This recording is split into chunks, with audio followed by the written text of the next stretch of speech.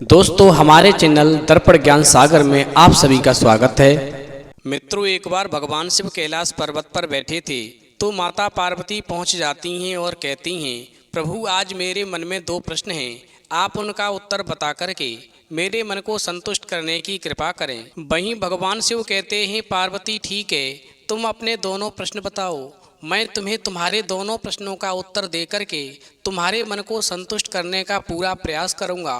तो माता पार्वती कहती हैं, प्रभु मेरा पहला प्रश्न है, सत्य की डगर कितनी कठिन होती है। मेरा दूसरा प्रश्न है, बेईमानी से कमाया हुआ धन कितने दिन तक ठहरता है। वहीं दोनों प्रश्नों को सुनने के बाद में भगवान शिव कहते हैं, पार्वती तुम्हारे दोनों ही प्रश्न बहुत ही महत्वपूर्ण और ज्ञानवर्धक हैं, इसलिए मैं तुम्हें तुम्हारे दोनों प्रश्नों के उत्तर एक छोटी सी कहानी के माध्यम से देता हूँ, जिससे तुम्हारी समझ में ठीक से आ सके। इसलिए जब तक मैं तुम्हें कहानी सुनाऊँ, इस कहानी को पूरा और मन से सुनना, क्योंकि आधी अधूरी कहानी सुनने से हमेशा आधा अधूरा ही ज्ञान प्राप्त होता है, जो जीवन में कभी काम नहीं आता। वहीं माता पार्वती कहती हैं, प्रभु ठीक है, आप कहानी शुरू कीजिए। आप जब तक कहानी सुनाएंगे मैं कहानी को पूरा और मन से सुनूंगी। तो मित्रों, कहानी शुरू करने से पहले मेरा आप सभी से अनुरोध है कि आप हमारी कहानी में खो जाएं। उससे पहले हमारे चैनल को सब्सक्राइब करके बेल आइकन अवश्य दबा लें, जिससे हमारी हर वीडियो का नोटिफिकेशन सबसे पहले आप तक पहुंच सके और आप हमारी हर वीडियो से प्राप्त ज्ञान का अपने जीवन में लाभ उठा सकें। तो आइए कहानी शुरू करते हैं। भगवान शिव कहते हैं, पार्वती बहुत समय पहले पहाड़ों की तलहटी में बसे नगर में एक सौदागर रहता था। उसका बड़ा नाम था। नगर के प्रभावशाली लोग उसके मित्र थे। वो लोग कारोबार में सौदागर की मदद करते थे और सौदागर जो था अपनी चीजें घोड़ों पर लाद करके छोटे छोटे नगरों और आसपास के क्षेत्रों में भेजा करता था। वहीं उसकी पत्नी भी बहुत भली थी, चरित्रवान थी और सत्य की राह पर चलने वाली थी। इसीलिए वो लोगों की बहुत ही चहेती थी, क्योंकि सौदागर की पत्नी का स्वभाव बहुत ही अच्छा था और वो बहुत सुंदर भी थी। भगवान शिव कहते हैं, पार्वती एक दिन सौदागर ने अपनी प्रिय पत्नी से कहा कि वो दूसरे देश की यात्रा करना चाहता है ताकि उसका कारोबार और बढ़े। तो पत्नी ने हाँ कर दी। फिर सौदागर ने अपने मित्रों से कहा कि वो पहाड़ी क्षेत्र से बाहर जाएगा और व्यापार बढ़ाएगा, वहीं अपना सामान भी साथ ले जाएगा और वहाँ की खास चीजें ला करके वहाँ अपने नगर के लोगों में बेचेगा। तो मित्रों ने भी हाँ कर दी और फिर इस प्रकार सौदागर ने जब अपने साथियों और अपनी पत्नी से विचार विमर्श कर लिया, तो फिर अपने कारोबार को चलाने की जिम्मेदारी सौदागर ने अपने एक व्यापारी मित्र को दे दी और कहा कि वो पूरा हिसाब किताब बनाए रखे, जो भी मुनाफा हो वो उसकी पत्नी को दे दिया करे। वहीं सौदागर का व्यापारी मित्र जो था, उसने सौदागर की बात को मानकर हाँ कर दी और कहा, तुम चिंता मत करो, तुम अपना कारोबार बढ़ाने के लिए जहाँ भी जाना चाहते हो चले जाओ। तुम्हारी अनुपस्थिति में मैं तुम्हारे कारोबार का पूरा ख्याल रखूंगा और जो भी मुनाफा होगा वो तुम्हारी पत्नी को दे दिया करूंगा। आखिरकार मैं मित्र तुम्हारा हूँ और मित्र वही होता है जो मित्र के काम आए। तो मुझ पर पूरा भरोसा करो। भगवान शिव कहते हैं, पार्वती इस प्रकार सौदागर ने अपने व्यापारी मित्र की बात को सुनकर के पूरा भरोसा कर लिया और फिर एक सप्ताह के बाद में सौदागर अपने एक नौकर और घोड़ों पर सामान रखवा करके अपनी यात्रा पर निकल गया। वहीं उसकी यात्रा लंबी थी और कठिन भी थी। खैर, नदी नालों और दुर्गम रास्तों को पार करता हुआ सौदागर प्रवर सेन के क्षेत्र में पहुंचा, जिसका राज्य नर्मदा तक फैला था। वहां व्यापार की असीम संभावनाएं थीं। वो वहां पर रुका और अपने परिश्रम तथा योग्यता से क्रय विक्रय के काम में व्यस्त होकर के नाम कमाने लगा। वहीं कुछ ही समय में उस सौदागर ने बहुत सारा धन कमा लिया। इधर उसका मित्र उसका कारोबार हड़पने के उद्देश्य से षड्यंत्र रचने लगा। सौदागर का जो व्यापारी मित्र था वो ना तो सौदागर की पत्नी को मुनाफे का पैसा ही देता था और ना ही कोई हिसाब किताब रखता था। वहीं सौदागर की पत्नी ने जब सौदागर के व्यापारी मित्र की नीयत में खोट देखा तो सौदागर की पत्नी ने दीवान के पास जाकर शिकायत की। वहीं शिकायत करने के बाद में सौदागर का व्यापारी मित्र जो था वो उसकी पत्नी से और भी खफा हो गया। वहीं उसने सौदागर की पत्नी को मारने की योजना बनाई, क्योंकि उसके जीवित रहते वो सारा कारोबार हड़प नहीं कर सकता था। भगवान शिव कहते हैं पार्वती, इस प्रकार व्यापारी मित्र ने अपने खास नौकर को गुप्त रूप से बुलाकर के सौदागर की पत्नी को तभी नदी में डुबाने की एक योजना बताई और अपने नौकर से कहा, जब वो सुबह सुबह नदी के पास में देवी मंदिर में पूजा करने के लिए जा रही होगी तब वो उसे बाढ़ से उफनती नदी में किसी तरह फेंक दे और उसके बदले में वो उसे ढेर सारा धन देगा। वहीं सौदागर के मित्र का जो नौकर था वो धन के लोभ में आ गया और सौदागर की पत्नी को नदी में फेंकने की योजना बनाने लगा। और फिर ज्यों ही सौदागर की पत्नी मंदिर से आकर के घाट पर सूर्य नमस्कार करने लगी तो सौदागर के मित्र के नौकर ने पीछे से आकर के सौदागर की पत्नी में जोर का धक्का दिया। वहीं सौदागर की पत्नी चिल्लाई और एकदम से पानी में गिरी और फिर पानी के बहाव के साथ में वो बह गई। भगवान शिव कहते हैं पार्वती, सच का रास्ता कठिन होता है लेकिन अंत में सुख देता है, क्योंकि जिस समय सौदागर की पत्नी नदी के जल में बह गई तो आगे एक माझी सेतुबंध के पास में अपनी नौका बांधने के लिए आ रहा था। वहीं सौदागर की पत्नी डूबने ही वाली थी कि माझी ने पानी में तैरते उसके बाल पकड़ लिए और फिर ऊपर खींचा और नाव में रख लिया। चूंकि सौदागर की पत्नी के शरीर के अंदर पानी घुस गया था इसलिए वो सांस नहीं ले पा रही थी। वहीं माझी ने बेसुध सी महिला को अपने घर की ओर ले जाना चाहा ताकि उसका इलाज करा सके। भगवान शिव कहते हैं पार्वती, मगर जब माझी ने उस स्त्री के हाथों और गले में आभूषण देखे तो वो समझ गया कि ये महिला जरूर किसी धनवान घर की है। अब कौन है, लेकिन इसको बचाना तो होगा ही। वहीं माझी नाव को अपने गांव की तरफ ले जाने लगा। उसका चप्पू तेज तेज चलने लगा और गांव के पास पहुंचते ही उसने नाव किनारे से बांधी और कंधे पर उठा करके उस महिला को अपनी झोंपड़ी में ले गया और अपनी पत्नी को पुकारने लगा।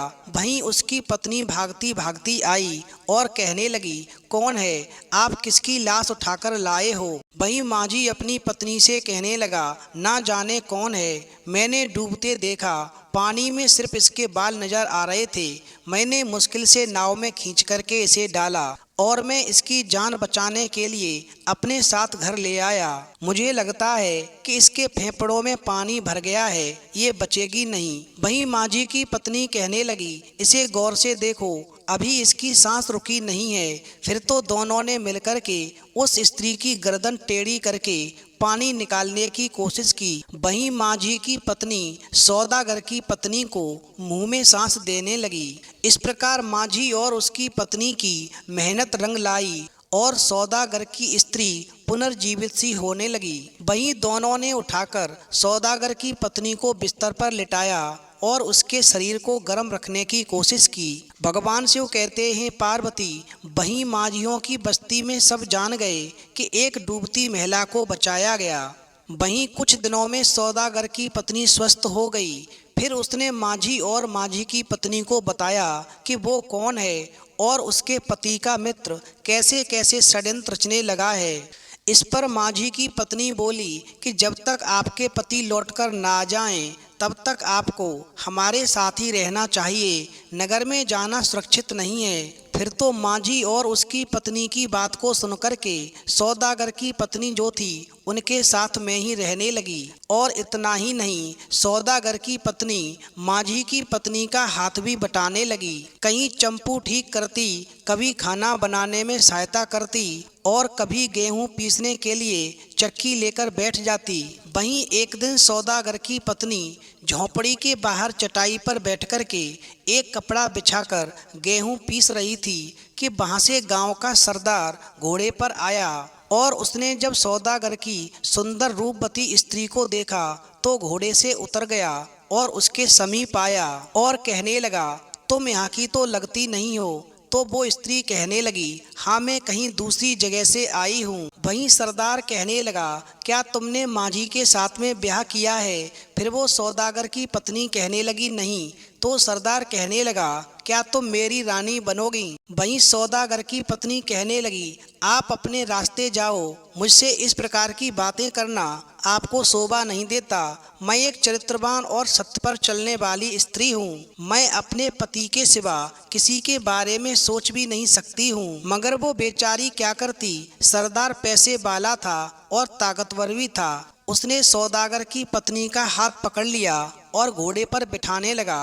वहीं सौदागर की पत्नी चिल्लाई तो अंदर से माझी की पत्नी बाहर आ गई और वो सरदार के पास आई और कहा, सरदार इसे छोड़ दीजिए, ये एक भली औरत है। वहीं माझी भी गरीब परिवार से था, इसलिए माझी और उसकी पत्नी की सरदार के आगे कोई भी नहीं चली। और फिर सौदागर जबरदस्ती कहने लगा, ये एक भली औरत है, तभी तो इसे ले जा रहा हूँ। और ऐसा कहकर के सरदार ने घोड़ा भगाया और कुछ ही देर में ओझल हो गया। भगवान शिव कहते हैं, पार्वती, सरदार का घर छोटी पहाड़ी पर था। उसने सौदागर की पत्नी को आंगन में बनी एक कोठरी में बंद किया और बाहर से साकल चढ़ा दी और कहा, मैं कल ही तुम्हारे साथ ब्याह करूंगा और फिर अपनी रानी बना के रखूंगा। और ऐसा कहकर के वो सरदार एक बड़े मकान में घुस गया। वहीं कोठरी के भीतर सौदागर की पत्नी रोती सिसकती रही, मगर उसकी सहायता को कौन आ सकता था। वहीं संध्या के समय सरदार की एक सेविका मोटे अनाज की खिचड़ी लेकर के सौदागर की पत्नी के पास आई। वहीं सौदागर की पत्नी ने सोचा कि यहाँ से भागने का केवल यही मौका है, मुझे यहाँ से किसी भी तरह से निकल जाना चाहिए। और फिर सौदागर की पत्नी ने उस सेविका से कहा, बहन, मुझे बहुत तेज प्यास लगी है, क्या थोड़ा पानी लाकर दोगी? वहीं सरदार की नौकरानी पानी लेने दूसरी तरफ गई तो सौदागर की पत्नी ने मौका देख कर के चुपचाप बिना कोई आहट किए निकलने का रास्ता ढूंढा और आंगन से बाहर आई और पेड़ों के पीछे छिप कर के पहाड़ी से उतरने लगी। वहीं सौदागर की पत्नी का दिल धड़क रहा था कि कहीं सौदागर ढूंढता हुआ बाहर न आ जाए और उसे दोबारा कहीं ना पकड़ ले। इधर तो सौदागर की पत्नी अपने पतिव्रत धर्म को बचाने के लिए कांटों भरी रास्ताओं पर चल रही है और उधर प्रवरसेन की नगरी में सौदागर अपनी पत्नी के लिए आभूषण खरीद रहा था और अपनी आखिरी पोटली खोल करके उसे बेचने के लिए वहाँ के एक व्यापारी के साथ में चुकौती कर रहा था। इधर सौदागर की पत्नी जो थी रात में एक मंदिर में छुप जाती है और पूरी रात मंदिर में बिताने के बाद में देर रात तक पहाड़ियों में चलती रहती है, ना ठौर ना कोई ठिकाना, आखिर उसे कहाँ तक जाना है। तभी उसे कुछ आवाज़ सुनाई देती है। जब सौदागर की पत्नी देखती है तो दूर से कुछ घोड़े पहाड़ी रास्ते पर चले आ रहे थे। वहीं घोड़ों को देख कर के सौदागर की पत्नी रुक जाती है। उधर घोड़ों पर सामान लदा था। घोड़ों को हाँकता हुआ एक व्यक्ति आ रहा था। जब उसने सौदागर की पत्नी को देखा तो वो भी वहाँ रुक गया और पूछने लगा, तुम्हें कहाँ जाना है? भगवान शिव कहते हैं, पार्वती, इस संसार में हर इंसान एक जैसा नहीं होता, कुछ धर्म पर चलने वाले भी हैं। वहीं उस व्यक्ति की बात को सुनकर के सौदागर की पत्नी कहने लगी कि इस जंगल से बाहर मुझे कहीं भी ले चलो, मुझे किसी गांव या बस्ती तक पहुंचा दो। वहीं वो व्यक्ति कहने लगा, मुझे ये सामान लेकर के ऊधो नगर जाना है, वहां तक पहुंचते पहुंचते शाम हो जाएगी। तो सौदागर की पत्नी कहने लगी, कोई बात नहीं। वहीं वो व्यक्ति कहने लगा, यदि रात हो गई तो तुम मुझ पर क्या विश्वास कर सकोगी? वहीं सौदागर की पत्नी कहने लगी, क्यों नहीं, तुम अच्छे आदमी लगते हो। वहीं वो व्यक्ति भी कहने लगा कि तुम भी भली औरत लग रही हो, मगर दुखियारी सी हो। वहीं सौदागर की पत्नी कहने लगी, हाँ भाई, आपने ठीक पहचाना, इस समय पर मुझ पर बहुत संकट पड़े हैं। फिर तो वो व्यक्ति कहने लगा, बहन चिंता मत करो, आओ बैठो मेरे घोड़े पर। वहीं सौदागर की पत्नी ने कहा, ठीक है भाई। तो वो व्यक्ति कहने लगा, बहन मुझे अपनी व्यथा कथा सुनाओ, हो सकता है मैं कुछ आपकी मदद कर सकूं। फिर सौदागर की पत्नी ने अपनी सारी कहानी सुनाई। और फिर उस व्यक्ति ने कहानी सुनकर के अपने घोड़े रोके और एक छायादार वृक्ष के नीचे बैठ कर के बाजरे की रोटियां सौदागर की पत्नी को दी और कहा, बहन, इसमें बस ये रोटियां ही हैं, मैं यही खाता हूँ, तुम्हें भूख लग रही होगी, तुम भी खा लो। वहीं भूखी सौदागर की पत्नी ने वो सूखी रोटियां खाईं। वो रोटियां किसी दावत से कम नहीं थीं। वहीं उन सूखी रोटियों में स्वाद भी था और ताकत भी थी। फिर रोटी खा कर के सौदागर की पत्नी तृप्त हो गई और संतुष्ट भी हो गई। वहीं वो व्यक्ति कहने लगा, बहन, मैं तो ऊधोनगर पहुँच कर के सामान उतरवा कर घोड़ों को घुड़साल में रखूँगा, फिर घोड़े बालों के लिए बने बिबर में सो जाऊँगा। बाकी घुड़सवार भी वहाँ आकर सो जाते हैं, फिर अगले दिन अपने अपने घरों को चले जाते हैं। उस विश्राम गृह के सिवा वहाँ कोई धर्मशाला नहीं है। वहाँ पर एक मठ अवश्य है जहाँ साधु तथा सन्यासी रहते हैं। वहीं सौदागर की पत्नी कहने लगी, भाई, आप एक काम करना, मुझे उस मठ के पास छोड़ देना जहाँ साधु तथा सन्यासी रहते हैं। भगवान शिव कहते हैं, पार्वती, इस प्रकार उस व्यक्ति ने कहा, ठीक है बहन, मैं तुम्हें साधु सन्यासियों के मठ में छोड़ दूंगा। और ऐसा कहकर के उसने आगे की यात्रा प्रारंभ की। वहीं प्रवरसेन के क्षेत्र में निकलने की तैयारी में जुटा हुआ वो सौदागर बहुत ही उत्सुक था कि उसे अपने घर वापस आना है और अपनी पत्नी से मिलना है। वहीं सौदागर ने सोने की मोहरें एक थैली में रखीं, रेशम और पाट के कीमती वस्त्र अलग से रखे और फिर वहाँ के व्यापारी को धन्यवाद देता हुआ सौदागर अगले दिन सुबह सुबह अपने देश लौटने की तैयारी करने लगा। इधर सौदागर की पत्नी जो थी मठ में पहुंच जाती है। वहीं मठाधीश ने एक सन्यासिन से कहा कि वो इस महिला को सभी नियम बताए और अपने सदन में ले जाए जहां पर और भी सन्यासिनें रहती हैं। वहीं मठाधीश के आदेशानुसार सन्यासिन के साथ साथ सौदागर की पत्नी मठ में बने मकान में गई और फिर मकान के अंदर जाकर उसने क्या देखा कि वहाँ पर सभी स्त्रियाँ दीपक की रोशनी में कोई धार्मिक ग्रंथ पढ़ती हुई नजर आती है तो कोई पूजा पाठ करती नजर आती है। वहीं उस सन्यासिन ने सौदागर की पत्नी को गेरुए वस्त्र पहनाए और एक विशाल कक्ष में बाकी सन्यासिनों के साथ में रहने की जगह दे दी। और फिर इस प्रकार सौदागर की पत्नी ने गेरुआ वस्त्र पहने थे और ध्यान व ज्ञान की बातें समझने की कोशिश करने लगी।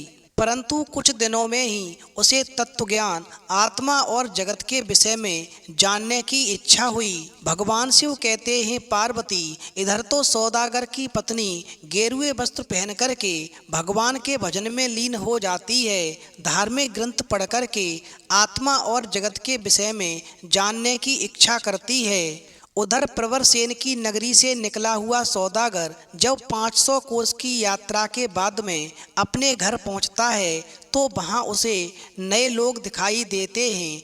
ना उसकी पत्नी है, ना उसका कोई नौकर है।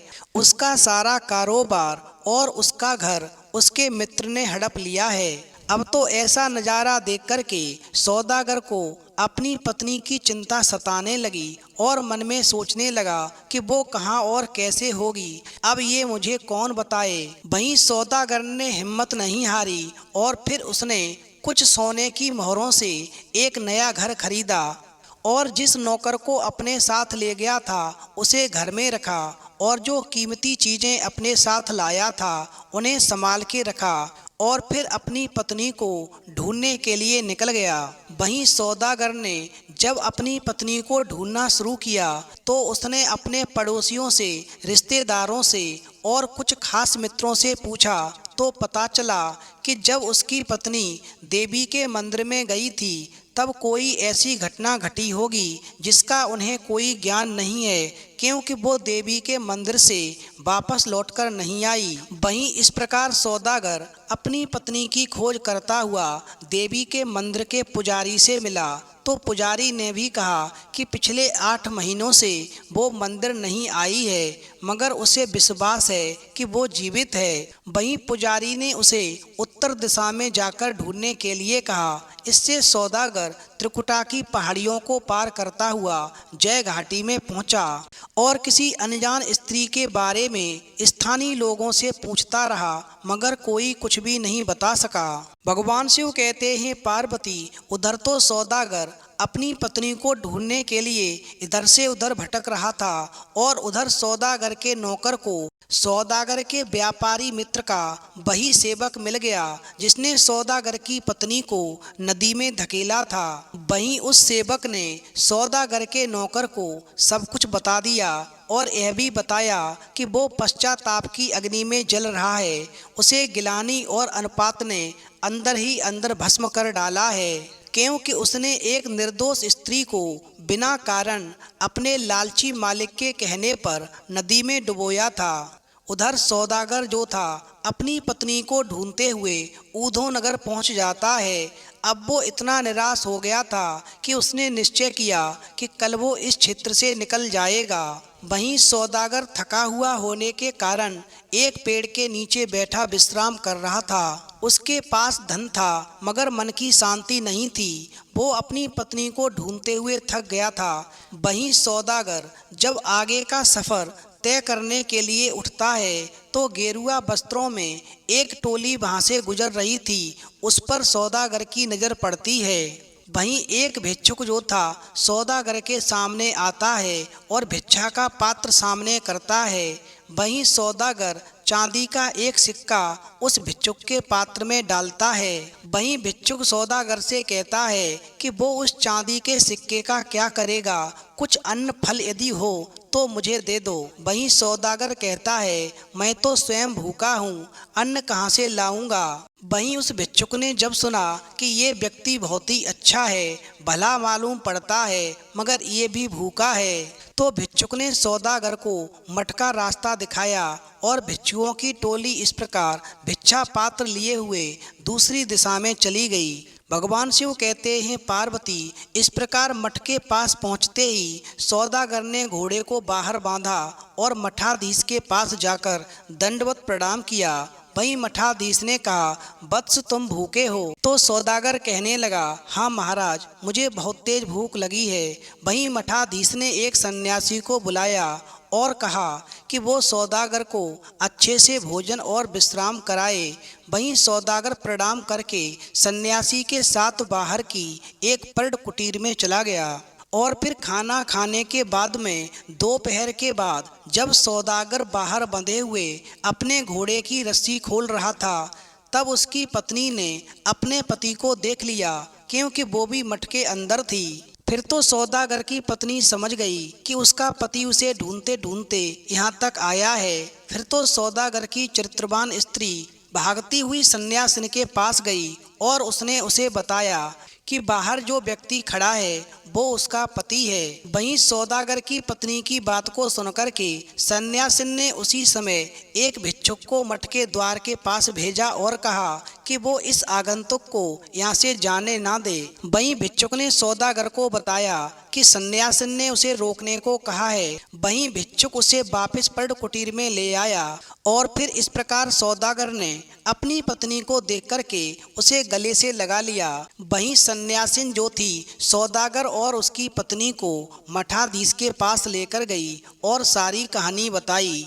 वहीं सौदागर ने जब अपनी पत्नी को गेरुआ वस्त्रों में देखा तो घबराने लगा और सोचने लगा कि अब वो उसके साथ नहीं जाएगी, क्योंकि इसने तो गेरुए वस्त्र धारण कर लिए हैं। और फिर इस प्रकार सौदागर अपने भाग्य को कोसने लगा और सोचने लगा कि उसका कारोबार भी गया, उसकी पत्नी भी उससे बिछुड़ गई।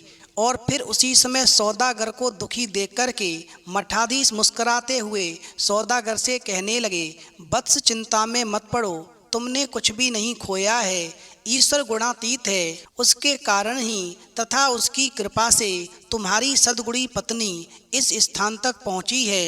यदि ये मठ से बाहर रहती तो ना जाने इसे क्या क्या संकट झेलना पड़ता। इसने हमारे यहाँ रह कर के ज्ञान और ध्यान की बातें सीखी हैं। ऐसा नहीं है कि ईश्वर का स्मरण केवल धर्म स्थलों पर ही होता है। हमारे यहाँ नियम है, अनुशासन है, जो साधक के लिए अच्छा रहता है, मगर प्रभु को तो गृहस्थी धर्म निभाते निभाते भी याद किया जा सकता है। इस कारण मैं तुम दोनों को आशीर्वाद देता हूँ कि तुम्हारा गृहस्थ जीवन सुखमय हो, क्योंकि जो स्त्री चरित्रवान और सच के रास्ता पर चलती है उसे कठिनाइयों का सामना करना ही पड़ता है, लेकिन अंत में जीत उसकी निश्चित होती है। वहीं मठाधीश का आशीर्वाद पाकर के सौदागर और उसकी पत्नी दोनों वहां से निकल आए। भगवान शिव कहते हैं, पार्वती, इस प्रकार घर पहुंचते ही जब सौदागर के नौकर ने अपनी मालकिन को देखा तो उसे यकीन ही नहीं हुआ। वहीं सौदागर के नौकर ने उनके व्यापारी मित्र के सेवक से जब मिलने की बात बताई कि आपके व्यापारी मित्र के सेवक ने मुझे सब कुछ बता दिया है कि उसने ही हमारी मालकिन को नदी में धकेला था। फिर तो सौदागर ने सेवक को कोतवाल के द्वारा पकड़वाया और फिर सच्चाई जानकर के कोतवाल ने सौदागर के मित्र को भी पकड़वा लिया और दोनों को ले जाकर राजा के सामने प्रस्तुत किया। वहीं राजा ने सौदागर के मित्र व्यापारी और उसके सेवक को मृत्युदंड की सजा सुना दी। इस प्रकार धोखेबाज व्यापारी मित्र के द्वारा जो बेईमानी के द्वारा धन कमाया हुआ था, जो बेईमानी के धन से साम्राज्य खड़ा किया था, उसका विनाश हो गया और मौत के मुंह में चला गया। वहीं सौदागर को उसका पुराना घर और उसका कारोबार वापस मिल गया। भगवान शिव कहते हैं, पार्वती, इस प्रकार सौदागर की पत्नी अपने पति सौदागर के साथ वापस अपने पुश्तैनी घर में आ गई। फिर तो नौकरों और रिश्तेदारों ने उन दोनों का स्वागत किया। वहीं सौदागर ने घर में प्रवेश करने से पहले 7 घोड़ों पर अनाज, दालें इत्यादि लदवा कर अपने चहेते नौकर को इस सामान के साथ ऊधो नगर के मठ में भेजा और कहा, ये सारा सामान उस भिक्षुक को ढूंढकर देना जिसने हमसे भिक्षा मांगी थी, और उस समय पर मेरे पास चांदी का सिक्का था जो मैंने उसे दिया था, मगर उसने मुझसे अन्न मांगा था। उस समय मेरे पास अन्न नहीं था तो मैं उसके भिक्षा पात्र में क्या डालता, मगर अब मेरे पास सब कुछ है। तुम ये सारा सामान ले जाकर उस भिक्षुक के पास तक पहुंचा दो। वहीं सौदागर के नौकर ने अपने मालिक के आदेश का पालन करते हुए ऊधो नगर की ओर प्रस्थान किया और उस मठ में जाकर के उस भिक्षुक को सारा सामान दे दिया। भगवान शिव कहते हैं, पार्वती, इसके बाद सौदागर की पत्नी अपने पति के साथ अपने घर में सुखी जीवन बिताने लगी और वो हंसते खेलते अपना जीवन धर्मशीलता के साथ व्यतीत करते रहे। कभी कभी ऊधो नगर जाते और पुण्य पुरुष का आशीर्वाद मठाधीश से लेकर आते। वहीं सौदागर का चहेता नौकर भी अपनी पत्नी के साथ सौदागर के ही समृद्ध परिवार में रहने लगा। इस प्रकार स्नेह और नैतिकता का आचरण निभाते हुए सौदागर और उसकी पत्नी तब तक जीवित रहे जब तक उनके पोते पोतियों के विवाह नहीं हो गए। वहीं भगवान शिव कहते हैं, पार्वती, तुम्हारा पहला प्रश्न था कि सत्य की डगर कितनी कठिन होती है, तो समझ लो, सत्य की राह पर चलने वाली स्त्री और चरित्रवान स्त्री कुछ समय के लिए परेशान हो सकती है, कठिनाइयों से गुजर सकती है, मगर हार नहीं सकती, क्योंकि ऐसी स्त्री की मदद ईश्वर अवश्य करता है। मित्रों, विद्वान भी कहते हैं कि ईश्वर के घर देर है अंधेर नहीं। जिस प्रकार सौदागर की पत्नी को बड़ी से बड़ी कठिनाइयों से गुजरना पड़ा, परंतु उसने हिम्मत नहीं हारी और अंत में उसका खोया हुआ सब मिल गया और फिर पति के साथ सुखपूर्वक जीवन बिताने लगी। इसलिए हमेशा हर स्त्री पुरुष को सत्य की राह पर चलना चाहिए। वहीं भगवान शिव कहते हैं, पार्वती, तुम्हारा दूसरा प्रश्न था, बेईमानी से कमाया हुआ धन कितने दिन तक ठहरता है, तो समझ लो, बेईमानी से कमाया हुआ धन इंसान को मौत के मुंह में ले जाता है और पाप का घड़ा भरते ही जीवन का सर्वनाश हो जाता है। जिस प्रकार सौदागर के मित्र ने सौदागर के धर्म साम्राज्य की बेईमानी की तो ईश्वर ने उसे मिट्टी में मिला दिया, क्योंकि बेईमानी से जो इंसान साम्राज्य खड़ा करता है या किसी को धोखा देकर उसका धन हड़पता है, ईश्वर उसे उसी जन्म में उसका फल देता है। इसीलिए कभी भी किसी के धन की बेईमानी नहीं करनी चाहिए और ना ही किसी को धोखा देना चाहिए, क्योंकि विद्वान भी कहते हैं कि दगा किसी का सगा नहीं है, ना मानो तो कर देखो, और जिस बंदे ने दगा किया है उसके जाकर घर देखो। फिर कहानी सुनने के बाद माता पार्वती कहती हैं, प्रभु वास्तव में हर स्त्री पुरुष को सत्य की राह पर चलना चाहिए। सत्य की राह कठिन होती है मगर अंत में सत्य की ही जीत होती है और सत्य पर चलने वाले स्त्री पुरुष को लंबा सुख मिलता है। साथ ही कभी भी किसी के साथ में धोखाधड़ी नहीं करनी चाहिए, किसी का धन नहीं हड़पना चाहिए, क्योंकि इस कहानी से ये साफ हो गया कि बेईमानी से कमाया हुआ धन बहुत ज़्यादा समय तक नहीं टिकता और जीवन का सर्वनाश कर देता है। तो मित्रों, यदि आपको भी वीडियो पसंद आई हो तो प्लीज़ आप हमारे चैनल को सब्सक्राइब करें और भगवान शिव और पार्वती के लिए एक लाइक करना न भूलें।